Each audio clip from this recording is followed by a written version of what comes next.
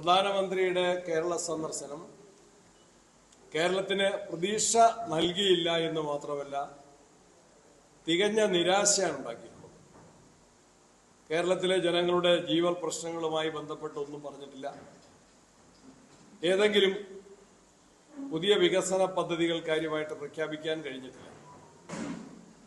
എന്നാൽ പ്രധാനമന്ത്രി കോൺഗ്രസ് പാർട്ടിയെ രാഷ്ട്രീയമായിട്ട് അടിസ്ഥാനരഹിതമായ ആക്ഷേപങ്ങൾ ഉന്നയിച്ച് കടന്നാക്രമിക്കാനാണ് ശ്രമിച്ചത്. അദ്ദേഹം പറഞ്ഞ കാര്യങ്ങൾ കോൺഗ്രസ് മുസ്ലിം മാവോയിസ്റ്റ് പാർട്ടി എന്ന് പറഞ്ഞത് വസ്തുതകൾക്ക് നിരക്കാത്ത കാര്യമാണ്. ഇന്ത്യൻ നാഷണൽ കോൺഗ്രസ് ഇന്ത്യയിലെ ഏറ്റവും ശക്തമായ മതേതര പാർട്ടിയാണ്. രാജ്യത്തിന്റെ സ്വാതന്ത്ര്യ സമ്പാദനത്തിൽ ദേശീയ പ്രസ്ഥാനത്തിന് ജനങ്ങൾക്ക് നേതൃത്വം നൽകിയ പാർട്ടിയാണ്. സ്വതന്ത്ര ഇന്ത്യയെ പുരോഗതിയിലേക്ക് നയിച്ച പാർട്ടിയാണ് കോൺഗ്രസ്. മതേതര സംരക്ഷണത്തിന് വേണ്ടി രാഷ്ട്രപിതാവിന്റെയും രാഷ്ട്രത്തിന്റെ അഖണ്ഡതയ്ക്ക് വേണ്ടി ഇന്ദിരാ പ്രിയദർശിനിയുടെയും ലോകത്തിന്റെ സമാധാനത്തിന് വേണ്ടി രാജീവ് ജിയുടെയും ജീവൻ ബലി കൊടുത്ത പ്രസ്ഥാനമാണ് ഇന്ത്യൻ നാഷണൽ കോൺഗ്രസ്. ആ പ്രസ്ഥാനത്തിനെതിരെ ചരിത്ര യാഥാർത്ഥ്യങ്ങളെ മറന്നുകൊണ്ടുള്ള പ്രധാനമന്ത്രിയുടെ കടന്നാക്രമങ്ങൾ കേരളത്തിലെ കോൺഗ്രസിന്റെയും ഐക്യജനാധിപത്യ മുന്നണിയുടെയും ചരിത്ര വിജയത്തിലുള്ള ആശങ്ക തന്നെയാണ്. ആ ചരിത്ര വിജയം അസംബ്ലി തെരഞ്ഞെടുപ്പിലും ആവർത്തിക്കും എന്ന് കരുതി തന്നെയാണ് ഇങ്ങനെ ഒരു പരാമർശം നടത്തിയിട്ടുള്ളത്. അത് അടിസ്ഥാനരഹിതമാണ്. അതിൽ ശക്തമായിട്ടുള്ള പ്രതിഷേധം രേഖപ്പെടുത്തുകയാണ്. പ്രധാനമന്ത്രി നമുക്കറിയാം, രാജ്യത്തിന്റെ മതേതരത്വം സംരക്ഷിക്കാൻ ഭരണഘടനാപരമായിട്ട് ഉത്തരവാദിത്തപ്പെട്ട ഭരണ നേതൃത്വം നമുക്കറിയാം. ഗുജറാത്തിൽ കലാപമുണ്ടായ സന്ദർഭത്തിൽ സ്വീകരിച്ച സമീപനം, മണിപ്പൂരിൽ സ്വീകരിച്ച സമീപനം എന്തായിരുന്നു എന്നതിന് ഇപ്പോഴും ഉത്തരമില്ല. മണിപ്പൂർ ഇപ്പോഴും കത്തിയെരിഞ്ഞുകൊണ്ടിരിക്കുകയാണ്, നമുക്കെല്ലാം അറിയാം. അതുപോലെ ഇവിടെ കേരളത്തിൽ കേക്ക് സമ്മാനിക്കുന്ന ആളുകൾ ഉത്തരേന്ത്യയിൽ അവർ ചാണകമാണ് കേക്കിന് പകരം സമ്മാനിക്കുന്നത്. വർഗീയത മാത്രം അടിസ്ഥാനപ്പെടുത്തിയാണ് BJPയും പ്രധാനമന്ത്രിയും രാജ്യത്ത് രാഷ്ട്രീയ പ്രവർത്തനത്തിന് നേതൃത്വം നൽകുന്നത്. ആ പാർട്ടിയാണ് രാജ്യത്തിന്റെ ഐക്യത്തിന് വേണ്ടി നേതൃത്വം നൽകുന്ന, അതിനായി ഭാരത് ജോഡോ യാത്രയുമായിട്ട് മുന്നോട്ട് പോകുന്ന രാഹുൽ ഗാന്ധിയെയും കോൺഗ്രസ് നേതൃത്വത്തെയും കടന്നാക്രമിക്കുന്നത് അത് അടിസ്ഥാനരഹിതമാണ്. അതിനുള്ള ശക്തമായിട്ടുള്ള പ്രതിഷേധവും വിയോജിപ്പും രേഖപ്പെടുത്തുകയാണ്. സ്വർണ്ണക്കള്ളക്കടത്ത് ഞാൻ ഇവിടെ തന്നെ പറഞ്ഞിട്ടുണ്ട്, പലപ്പോഴും മാധ്യമങ്ങളോട് പറഞ്ഞിട്ടുണ്ട്. നഷ്ടപ്പെട്ട സ്വർണം എത്രയെന്ന് കണ്ടെത്തി അത് വീണ്ടെടുക്കുന്നില്ലെങ്കിൽ അത് കേസിന്റെ തെളിവിനെ ബാധിക്കും, സാരമായിട്ട് ബാധിക്കും. ഇപ്പൊ ഹൈക്കോടതി അത് തന്നെയാണ് പറഞ്ഞിട്ടുള്ളത്. അതുകൊണ്ട് അന്വേഷണത്തിലെ ആ പോരായ്മ വളരെ വ്യക്തമാണ്. നഷ്ടപ്പെട്ട സ്വർണം എത്രയെന്ന് തിട്ടപ്പെടുത്തി അത് പ്രതികൾ ആർക്കെല്ലാം വിറ്റു, എവിടെ സൂക്ഷിക്കുന്നുണ്ടെങ്കിൽ അത് കണ്ടെത്തി കോടതിയിൽ തെളിവായിട്ട് ഹാജരാക്കാൻ കൂടി. ശബരിമലയിലെ സ്വർണം വീണ്ടെടുക്കേണ്ടത് വിശ്വാസത്തിന്റെ ആവശ്യം, അതോടൊപ്പം തന്നെ തെളിവ് സംബന്ധമായിട്ടും അതിന്റെ ആവശ്യകത കോടതി ഊന്നി പറഞ്ഞിരിക്കുന്നു. അതിലേക്ക് അന്വേഷണ സംഘം പോകുന്നില്ല.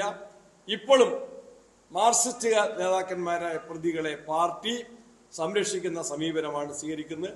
ഇതിൽ പ്രതിഷേധിച്ചുകൊണ്ട് 27-ാം തീയതി കേരളത്തിലെ ജില്ലാ കോൺഗ്രസ് കമ്മിറ്റികളുടെ നേതൃത്വത്തിൽ തിരുവനന്തപുരത്ത് സെക്രട്ടേറിയറ്റിന്റെ മുൻപിലും മറ്റു സ്ഥലങ്ങളിൽ കളക്ടറേറ്റുകളുടെ മുൻപിലും വിശ്വാസ സംരക്ഷണം, ശബരിമലയിലെ സ്വർണം മോഷ്ടിക്കപ്പെട്ട ആ കേസിന്റെ ശരിയായ അന്വേഷണം ആവശ്യപ്പെട്ടുകൊണ്ടുള്ള ശക്തമായിട്ടുള്ള പ്രതിഷേധ സംഗമങ്ങൾ സംഘടിപ്പിക്കുന്നതാണ്.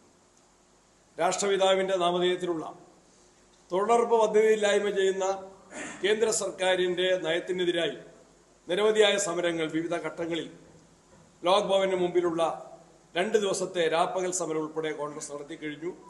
30-ാം തീയതി രാഷ്ട്രപിതാവിന്റെ രക്തസാക്ഷിത്വ ദിനത്തിൽ എല്ലാ പഞ്ചായത്തുകളിലും ദേശീയ തൊഴിലുറപ്പ് സംരക്ഷണ ദിനമായിട്ട് ആചരിക്കുന്നതാണ്. തൊഴിലുറപ്പ് സംരക്ഷണ സംഗമങ്ങൾ പഞ്ചായത്ത് അടിസ്ഥാനത്തിൽ കോൺഗ്രസ് പാർട്ടി സംഘടിപ്പിക്കുന്നതാണ്. രാഷ്ട്രപിതാവിന്റെ ഓർമ്മയ്ക്ക് മുൻപിൽ ആദരാഞ്ജലികൾ അർപ്പിക്കുന്നതോടൊപ്പം തന്നെ മഹാത്മാഗാന്ധി ദേശീയ തൊഴിലുറപ്പ് പദ്ധതിയുടെ സംരക്ഷണത്തിന് വേണ്ടി ആ ദിവസം കോൺഗ്രസ് പാർട്ടി പ്രത്യേകമായിട്ട് പരിപാടികൾ സംഘടിപ്പിക്കുന്നതാണ്.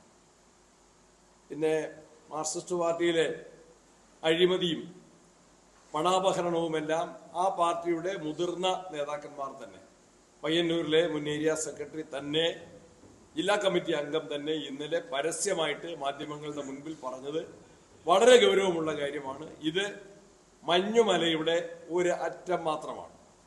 മാർക്സിസ്റ്റ് പാർട്ടിയിൽ നടക്കുന്ന ഗുരുതരമായ അഴിമതിയും സാമ്പത്തിക ക്രമക്കേടുകളും സഹകരണ മേഖലയിലാണെങ്കിലും രക്തസാക്ഷികളുടെ ഫണ്ട് പോലും അപഹരിക്കുന്ന നേതാക്കന്മാരെ സംരക്ഷിക്കുന്ന പാർട്ടിയായി മാർക്സിസ്റ്റ് പാർട്ടി കണ്ണൂർ ജില്ലയിൽ നിന്ന് തന്നെ, മുഖ്യമന്ത്രിയുടെയും പാർട്ടി സെക്രട്ടറിയുടെയും ജില്ലയിൽ നിന്ന് തന്നെ ഉയർന്നു വന്നിരിക്കുന്ന ആക്ഷേപത്തെ കേവലം നിഷേധിച്ചതുകൊണ്ടോ പാർട്ടി ചർച്ച ചെയ്താണ് എന്ന് പറഞ്ഞതുകൊണ്ടോ കാര്യമില്ല.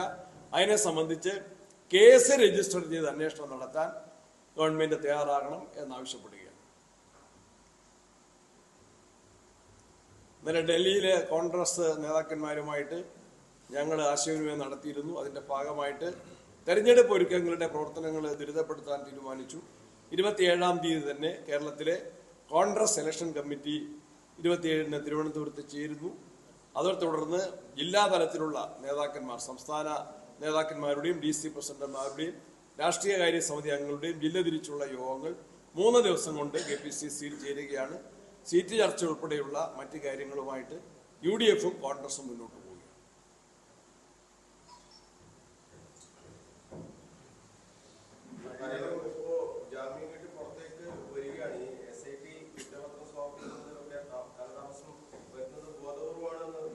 അത് നിയമം അറിയാത്തവരല്ല, പ്രതികളെ സഹായിക്കുന്നതിന് വേണ്ടി തന്നെയാണ് കുറ്റപത്ര സമർപ്പണത്തിന്റെ കാലതാമസം. പ്രതികൾക്ക് ജാമ്യം കിട്ടുന്നതിനുള്ള കളമൊരുക്കലാണ്.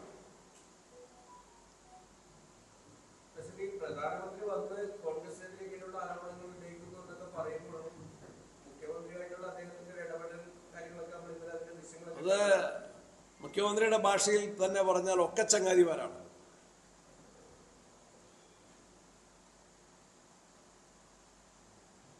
അവരുടെ എല്ലാം ഇരുകൂട്ടരുടെയും മുഖ്യ ശത്രു കോൺഗ്രസ് ആണ്.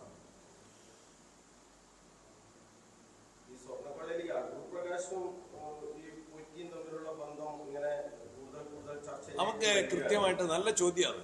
എന്താണ് ഒരു കേസിലെ, ഗുരുതരമായ ഒരു കേസിലെ പ്രതിയായ വ്യക്തിയുമായിട്ട് ഒരു വ്യക്തി സംസാരിക്കുന്നു, ഒരു രാഷ്ട്രീയ നേതാവോ ജനപ്രതിനിധിയോ സംസാരിക്കുന്നോ, അദ്ദേഹം ഒന്നിച്ച് ഫോട്ടോ എടുക്കുന്നോ, അതെങ്ങനെ കേസുമായി ബന്ധപ്പെടുത്തും? ഏതെങ്കിലും തരത്തിൽ ശബരിമലയിലെ സ്വർണ്ണക്കൊള്ളയ്ക്ക് പ്രതികളെ സഹായിക്കാൻ അടൂർ പ്രകാശിന് കഴിയുന്ന ഒരു പൊസിഷനിൽ ഉണ്ടായിരുന്നില്ല അക്കാലത്ത്. വളരെ വ്യക്തമല്ലേ? അദ്ദേഹത്തിന്റെ വിശദീകരണം തന്നെ വന്നിട്ടുണ്ട്. തന്റെ നിയോജക മണ്ഡലത്തിൽപ്പെട്ട ശബരിമല പോലുള്ള ഒരു വലിയ ആരാധനാ കേന്ദ്രത്തിൽ ഉന്നതമായ ഒരു ചുമതല വഹിക്കുന്ന ഒരാളുമായി പരിചയപ്പെടാനോ സൗഹൃദം ഉണ്ടാകാനോ അദ്ദേഹത്തെ ഒരു ഫോട്ടോയിൽ ഒന്നിച്ച് പ്രത്യക്ഷപ്പെടാനോ ഇടയായാൽ ഒന്നൊരു വലിയ തെറ്റല്ല. ഇവിടെ വിഷയം എന്താണ്? വിഷയത്തിൽ നിന്ന് മാർക്സിസ്റ്റ് പാർട്ടി എത്ര ശ്രമിച്ചാലും അവർക്ക് വിഷയത്തിൽ നിന്ന് ശ്രദ്ധ തിരിക്കാൻ കഴിയില്ല. അദ്ദേഹത്തിന് കേസുമായിട്ട് എന്താ ബന്ധം? ആരാ കേസ് അന്വേഷിക്കുന്നത്? കോടതിയുടെ നിർദ്ദേശപ്രകാരമാണെങ്കിലും പിണറായി വിജയൻ നിയന്ത്രിക്കുന്ന ആഭ്യന്തര വകുപ്പാ കേസ് അന്വേഷിക്കുന്നത്. അവരെന്തുകൊണ്ട് ചോദ്യം ചെയ്യുന്നില്ല? കടകംപള്ളിയെ ചോദ്യം ചെയ്തല്ലോ. ഒന്നുമില്ല, അത് വ്യക്തമാണ്.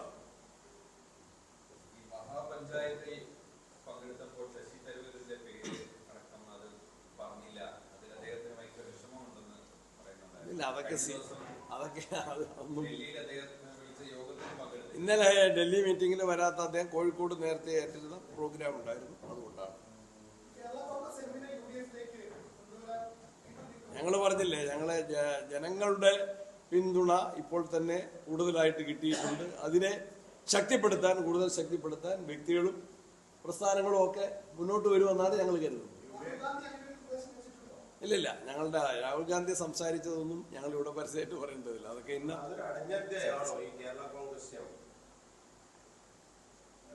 ഞാൻ നേരത്തെ പറഞ്ഞിട്ടുണ്ട്. ഞാൻ അൻവറിന്റെ കാര്യത്തിൽ കണ്ണൂരിൽ നിന്നാണ് പറഞ്ഞത്. വാതിലാവുമ്പം that can be closed as well it can be opened.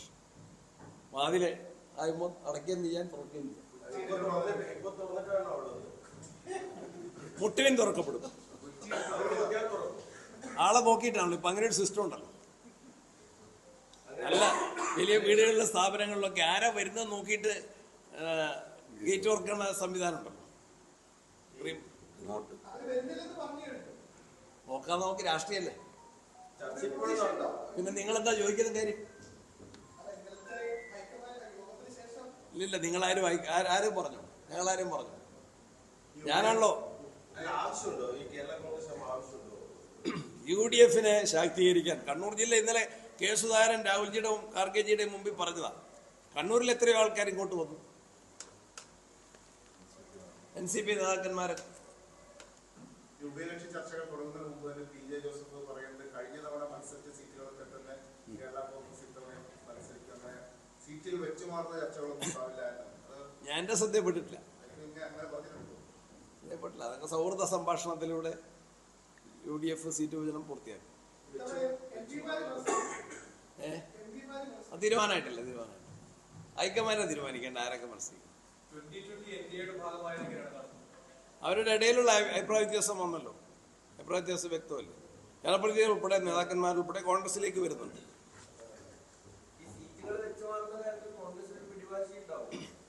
ഒന്നിലും പിടിവാശിയില്ലല്ലോ. കോൺഗ്രസ് എപ്പോഴും വിശാല മനോഭാവത്തിന്റെ പാർട്ടിയല്ലേ. നിങ്ങളോടും പിടിവാശിയില്ലല്ലോ. ഇത്തരം പറയുന്നില്ല.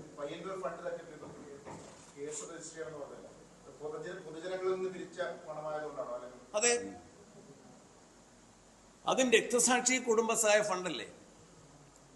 അതിലെ ക്രമക്കേട് അദ്ദേഹത്തെ പോലെ കുഞ്ഞേഷനെ പോലത്തെ ഒരാള് വ്യക്തമാക്കുമ്പോൾ അത് കേവലം ചർച്ച ചെയ്തതാണെന്നുള്ള ജില്ലാ സെക്രട്ടറിയുടെ ഒരു വിശദീകരണം തൃപ്തികരമല്ല.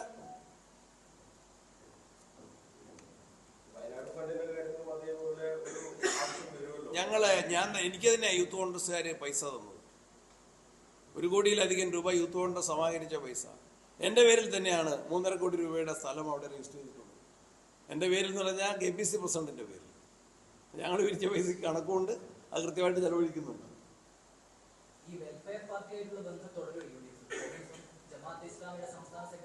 ഉണ്ടെങ്കിലല്ലേ തുടരാൻ പറ്റുള്ളൂ. ഇല്ലാത്ത എങ്ങനെ തുടരാൻ പറ്റും? CPM ഉണ്ടായിരുന്ന ബന്ധം അവസാനിപ്പിച്ചു എന്ന് അവർ പറഞ്ഞത്.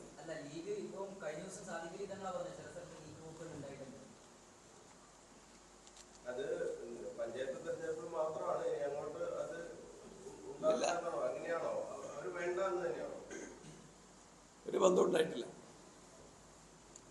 ശരി, താങ്ക് യു.